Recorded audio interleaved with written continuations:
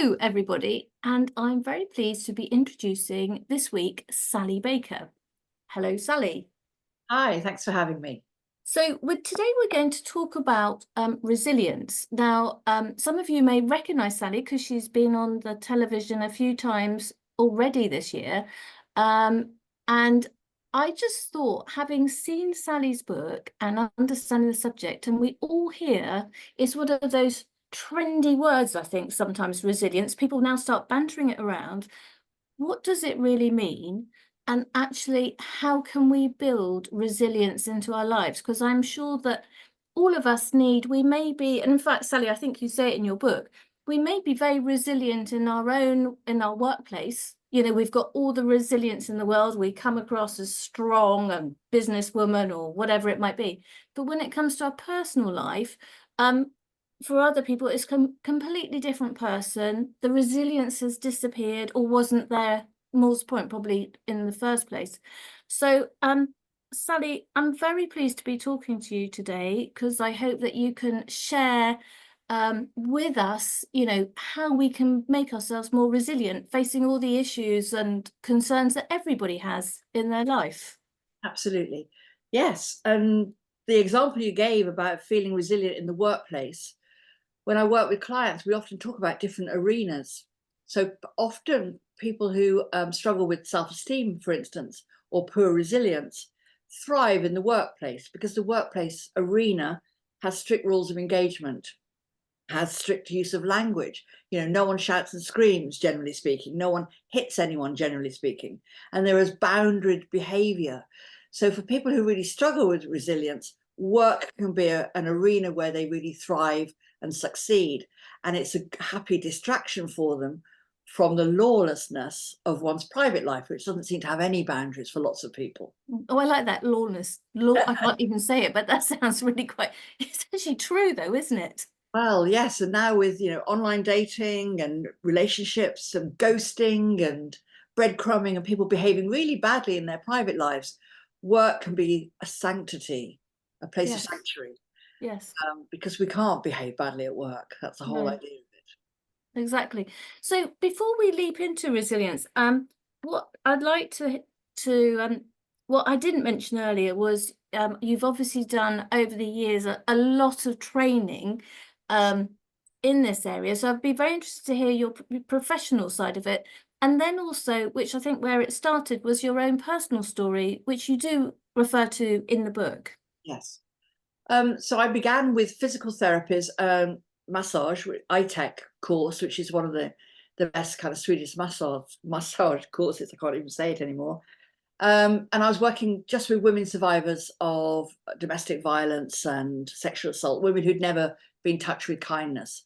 And as I was doing the massage work and using that as a way to for them to bring them ease, and because women can get very locked down in their bodies when they've been abused or threatened, when they've been terrified. This was a way of releasing some of their emotions. And as I continued with the work, I realized that I needed to have other therapeutic tools to hold a safe space with these women when they did break down. It wasn't enough that they broke down and then, I couldn't support them. I couldn't hold the space. So I trained in EFT, which stands for Emotional Freedom Technique. That's about 25 years ago now.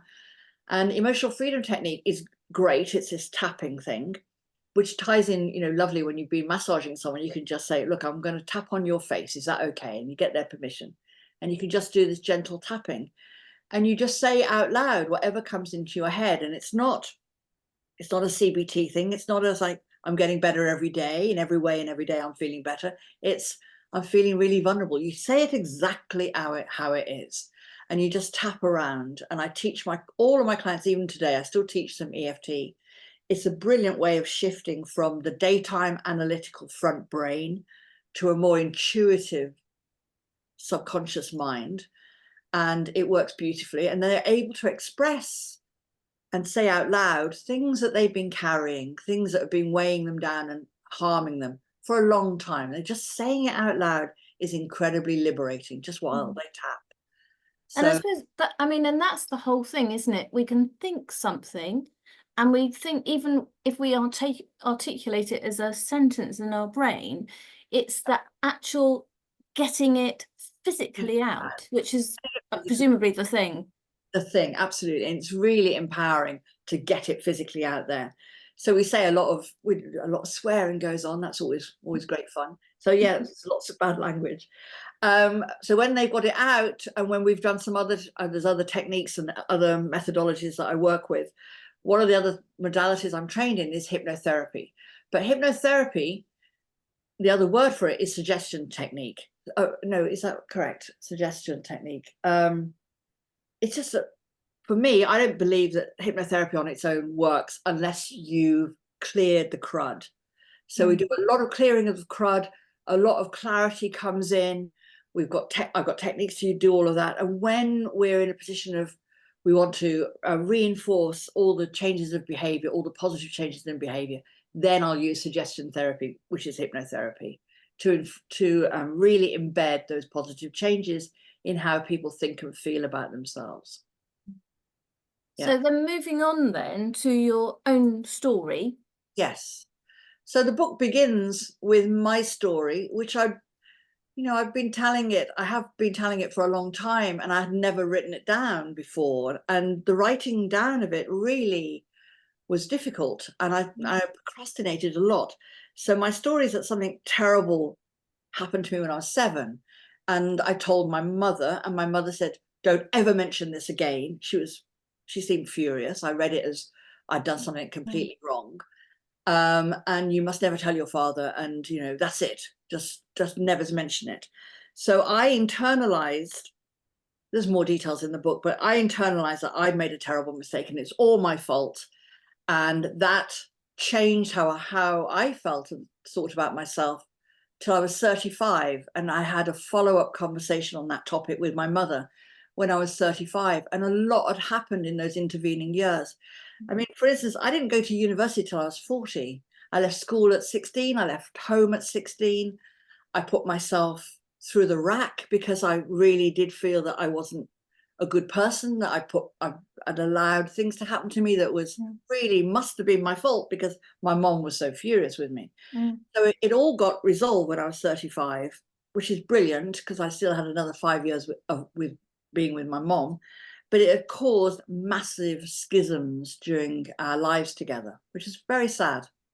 Yeah. Yes, and when I read that, I just thought, gosh, how heartbreaking. You want to, I sort of rewind it because Yeah. your mother, your mother wasn't about it. She actually went, and if you read the book, you'll hear what your mother went to do to Yeah. protect you. Yes. All along, she was trying to protect you. She was, and she's really proactive and really on it and did hear me. Mm. The overriding message behind all of this is that no amount of therapy stops terrible things happening to people, but it's the judgments we make about ourselves in the face of those events. So I made the judgment that I was bad, and I see clients all the time who have made judgments about themselves that they're undeserving, or that they're bad people, or that they have poor self-esteem because they somehow don't measure up. So they're often my client group, and those are decisions that they've made, judgments they've made about themselves in the face of those life-changing events. Yeah, there was a bit in your book which I wrote down about, because what I'm going to ask you now is what is resilience, and and you said it's the judgment one places on oneself after the event rather than the event. So Yeah. it's not the actual event, because the event could be anything, but it's how you react to it. Yes. So I work now with a lot of adult survivors of childhood sexual abuse, for instance, and they carry those negative judgments into their 30s, 40s, and 50s, and beyond. The oldest person that's disclosed for the first time, she disclosed to me when she was 68. So she'd carried her judgments about what happened to her for her whole life. And it's about that, and the weight of that and what it does to how we feel and think about ourselves and our self-talk, whether our self-talk is positive, like a cheerleader inside our mind that says, "Oh, come on, even though you failed at this one, you're still a brilliant human being," I mean, I know there are lots of people out there that have a cheerleader on their shoulder. Mm, They don't come anywhere near me. I don't see those people. They're out living a large life. They're having a good time. I see the people who have a voice in their head, carrying out a running commentary of everything they say and do, that says things like, "Oh, you'll never measure up," or "These people will catch you out," or "You'll always be rubbish. You'll mm, never amount to anything." And those are my client groups. Decisions made about events that were nothing to do with them, that were never their fault. mm. And I suppose the sad thing is, and as you said, all of this actually starts really as a child. And as a child, you wouldn't be even aware of how you're talking, so, just you'd obviously wouldn't even think about it. I mean, put it this way, I imagine that we've only just started thinking about it as adults relatively recently, that we're so open about, I was going to say mental health, but I suppose it is a sort of mental health Yeah, thing, isn't it? it is a mental health thing. But even though we seemingly on the surface have more conversations about mental well-being, I see the majority of my clients, they could go through their HR department. They have a package of benefits at work. Even quite lowly positions now would offer some kind of level of counseling through the workplace scheme. My clients don't trust that they could ever disclose any weakness, vulnerability in their mental Mm, health anywhere near their workplace. So they choose not to go that route. And also, I work quite a lot with celebrities, and it's interesting how celebrities talk about their mental health on social media, for instance. They always want to tell you they've had one incident, it happened in the past. It could have been a psychosis from, I mean, they might even admit that it was drugs, or I was too tired from too much alcohol and partying, mm, or I had natal depression. They always want to label it. They always want to talk about it in the past tense, and then it's done. Where the mm, reality is, mental health needs to be managed on a daily basis for all of us. My mm, mental health, I need good sleep. I need, nourishing food. I need company of friends, all of those things that support. So if we haven't got that on a daily, not on a daily basis, but on a regular basis as we need it, then we're going to suffer. Then we're going to be vulnerable to a decline. And it's being able to recognize, actually, I'm overtired, or I'm burnt out, or I've been partying too hard, and intervening with yourself at the top of the slide before you get down the bottom of the slide, because it's really hard to pull yourself back up when when your mental health has slid all the way down the scale. mm. Yeah. So resilience is, I suppose, in many ways can be described as a set of skills that allows you to tackle, you know, living. Living just life. So and it's an array of skills, really. It's the ability to say no. It's the ability to hold a boundary. It's the ability to check in with yourself before you respond. Often people who were raised in difficult family circumstances learn to be hyper vigilant about the adults around them, because they never knew what was going to kick off or what was going to happen at home, or to be people pleasers because they knew that their love and care was kind of conditional. That it doesn't mean you have to have been beaten as a child, but there is a way that one's mother can raise an eyebrow or cut an eye at you, that that you've caused great displeasure, and that they will cut their love off from you. That can feel very scary when you're just a powerless child. So those adults grow up with coping strategies that they developed often when they were least able to develop complex strategies for the grown-up adult world, just to get through. And they stick. So you could be in your 30s and 40s, 50s and still be a people pleaser. Mm, It doesn't serve us when we're adults. It may have served us as children to get us through a difficult time in our lives when we were powerless. mm, And one of the first casualties of being raised in a less than perfect kind of family dynamic is that one's intuition doesn't grow. We don't develop a really solid, useful intuition, because when we're children, we know that we're in difficult circumstances, and we kind of close down intuition, because what's the point of us knowing that we're going to struggle here, because we can't do anything about it. But in adulthood, it's really good to redevelop rediscover our intuition and start developing it a bit like a muscle. Start checking in with yourself. Do I really want to go on a date with this person? Do I really want to cook a dish for supper for this party? Checking in, taking the time it takes to take a breath before we say yes to things. It must be, well, I imagine that people, when they come and speak to you, they say, well, I've got these issues in my life. And then you sort of reveal to them that a lot of these things are based on the fact of your childhood and where you built up your set of skills or lack of skills. And so the problems that you feel that you have now aren't actually a problem that are caused now. It's just you don't have the tool. You haven't developed the tools enough in which to use them. No, that's And they true. must go, gosh, yes, oh, I would have thought. So awareness is the first step to change. So, and it's great to have awareness, but of itself, it's still a front brain activity. It's still an analytical. Oh yeah. So, aha moments are very common in sessions like, oh yeah, oh gosh. And then that really reminds me of this. I mean, women often play it out with their life partners. And if they've had a father, for instance, who was emotionally really detached or closed down, and they end up with a partner that doesn't share any intimacy, doesn't have any kind of love language, is just very, very unable to it's very lonely to be in a partnership with someone who doesn't share any empathetic thoughts with you or feelings.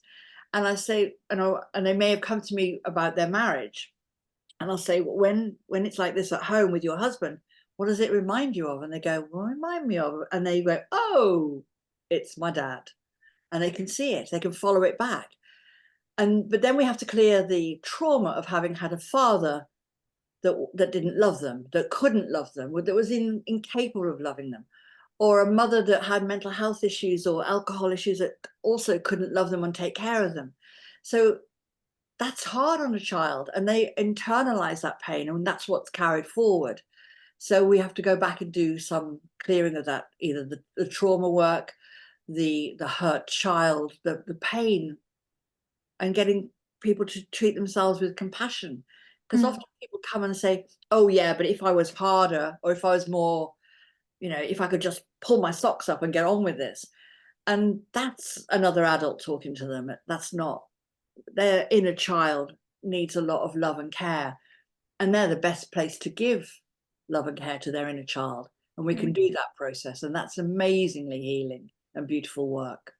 In the book, you identify that there are three main reasons why you haven't built resilience as a child to prepare you growing up. And now I'm going to try and remember them because I thought they were very good and very distinct. I think the first one was form of abuse, either it was sexual abuse or drug. Was it drug related? I might have got them muddled up. And then somebody who might have a mental health condition and or a physical health condition. And I've missed one out, haven't I? Like we're talking about the dynamics of the family. And it did I say alcohol? One with that was quite resonate. Alcohol or drug use. Because physical or sexual, alcohol or drug, chronic illness or mental health. So those were the three sort of areas that actually I felt kind of captured it all. So if you were brought up in an environment where you had any one of those, there was obviously going to be an issue. But I kind of thought, well, is it always coming back from your childhood? No, it's not. And also, it isn't always. I mean, I've worked with adult clients who were raised in households where drugs were a daily phenomenon. Class A serious drugs were a daily phenomenon, and they have been very abstemious, and they're not interested in drugs at all. And I don't believe that thing about if you're sexually abused as a child, you'll go on to be an abuser either.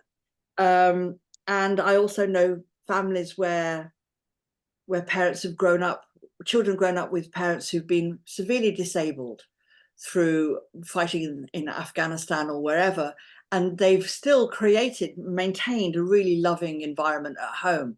So they're not always a given. It's not always like, oh yeah, because of this, then that happens.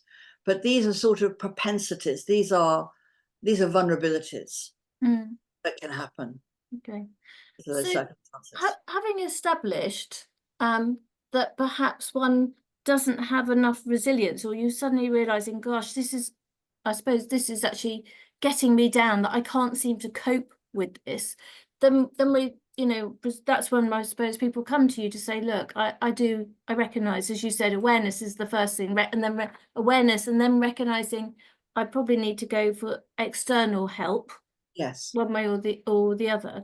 And what I know the book I have to just talking practically about the book. I thought the book was great because it really was a manual, in the sense it was step by step guide, Yeah. and the language that you used was really easy to understand. It wasn't threatening, it wasn't shocking No, in that's any way. I didn't feel shocked. I felt comfortable reading. good. That's great. Thank you.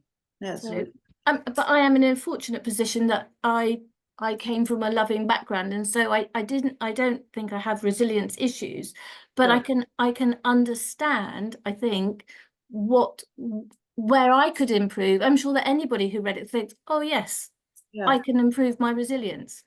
Can improve my resilience. I can improve how I think and feel about myself. I can fulfill my potential, and I deserve to be happy. I deserve to be successful. All of those things that might get interrupted with self-sabotaging behavior Mm, often plays out um, over people who've not built resilience as children, whereas they drink too much or they party too hard, and it doesn't allow them to fulfill their full potential, and it becomes a way of hiding, of distracting themselves from what they'd have to think about mm. if they And weren't hungover or whatever. And I think also, even if it's not directly relevant to yourself, it allows you to understand and be, I'm very careful about using the word being empathetic to other people, because that's quite hard, but it allows you to build up your awareness as to issues that other people may have, and how particularly you might be able to support, you could identify it in your partner, for example, and how you might be able to support them. True, true. Yes, I'm all for saving oneself more than saving partners or anyone else, really, because I don't think we can. I No. think we can be as whole as we can be, and that can be like a light in the dark for our partners. When I work a lot with people who want to give up drinking, I mean, it's a big thing at the moment with women, sobriety. And if they say, oh yeah, but I'm trying to get my partner to stop with me, and I said, well, we're probably on a hiding to nothing then, because, imagine if you can just stop. Imagine you just stopping and you focusing on you being your best self, taking care of you, and then see how that pans out. Because what you're going to do when you stop drinking, I mean, it's a revolutionary act in a relationship where both partners have been drinking a lot in the past, because it does upend the dynamic, Mm. and that's probably enough, because with stopping drinking comes immense clarity, and you'll decide whether actually, do I want to continue with this, or can I continue with this, or can I let him just be, and I'll just be clean, and I'll just be sober myself. Mm. No, Can't wait to save others. yes, and I completely understand what you're saying, is that work has to be from that person. You can't Absolutely. impose it on anyone else. But I was more about thinking it's made me aware of how other people may have, maybe me being more empathetic True. Yeah, to yeah. other people. But so, okay, but should we just go through? It would be nice if we could go through some of the things. One of the things as I've been good and I've marked it, Very good. very Yes. good. Big tick in the box.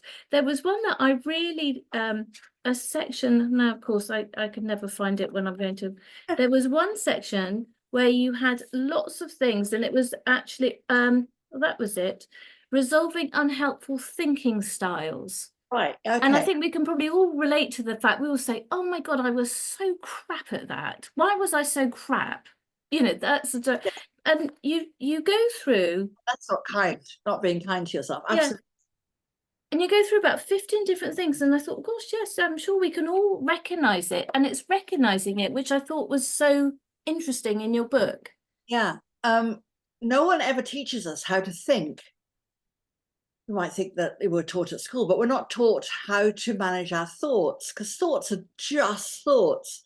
And there are some very unhelpful thinking styles out there, like ruminative thinking is when you can sit in an armchair and ruminate about the past. And you're actually kind of doing a sort of post-mortem on the past. Can't change the past, it's gone. But you can expend a lot of time and energy ruminating about the past. Or then there's another kind of thinking, which is catastrophic thinking, which is only ever about the future. So when you think about the future, it never goes to the positive. It only ever goes to the catastrophic. And that's a great way of keeping everyone stuck where they are. So, oh, what would happen if I gave up alcohol? Well, my partner wouldn't, and that would be the end of our relationship. I better not stop drinking, or whatever the deal is. So when the thinking goes towards the future and it's negative, that's catastrophic thinking. So again, having an awareness of one's thoughts. And I teach my clients, and in the book, how you can intervene with your thoughts. So if you are a ruminative thinker and you expend a lot of time and energy thinking about what happened and going, if only that had happened and this could have happened, and all of that stuff goes on and on, you can think of it like a seed in your hand. And the more attention you pay the seed, it's like giving it sunshine and water. Your thoughts just grow and grow and grow. So it's like a massive vine that fills the room from floor to ceiling, wall to wall, until you've just completely overwhelmed with your thoughts. So I teach my clients a really quick way to intervene with that, with any kind of ruminative thinking. And that's the game show noise when you've made the wrong answer and it goes, And when you're in a room on your own, you can just go, I'm doing it again. I'm just doing my ruminative thinking. And if you're in company, then you've just got to do it silently in your head, or people are going to think you've gone crazy. I get whole families when the mom says, "Oh, I wish I was better at this with you kids," or the whole family goes, "Mom," and then they go, and the whole family intervenes to stop this kind of negative thought processing, which becomes like second nature. So it's great. Absolutely. And I'm sort of aware that we're suddenly, probably because I've been talking too much, are there any other things that you think would be good to share with us that, by what you've just said has been really helpful, the tapping Yeah. of the and verbalizing it, the rumination, etc. Are there any other things that you think that are quick, I don't say quick fixes, because fixing's not the right thing, but actually makes one aware, gosh, I can control this, Yes. Or I can release it and let it go. manage it, yeah. I can manage it. I think the core of the whole book is about treating oneself with compassion and kindness. And we're not good at this. We're really, I don't think it's just Brits. I think it's human beings are not great at treating themselves with kindness. And if the awareness brings the voice up that says, "Oh, you're rubbish," if you could just actually, I'm a good person, I'm trying my best. Sometimes my best isn't very good. And you can do it on tapping. I'm doing the best I can. Sometimes my best is rubbish, but I'm truly doing the best I can. And I forgive myself for getting it wrong. And every parent feels that. Every worker feels that. Every mom feels that. I am doing the best I can. Sometimes my best is truly rubbish, but it is all I have to give. And breathe, because when we get overwhelmed, our breathing becomes very suppressed. So if you just go to the back step or to a window and just take 3 easy in and out breaths, and then you'll feel less overwhelmed and you'll be put back in touch with all of your coping strategies and just feel a little bit better. But I'd say it's kindness to yourself. And you're right, we're not great at being kind. I'm not. No. Anyway, well, it's been a real pleasure talking with you, Sally. And as I said, I've really enjoyed reading your book, and as I'm sure many others will do as well. So thank you very much for your time today.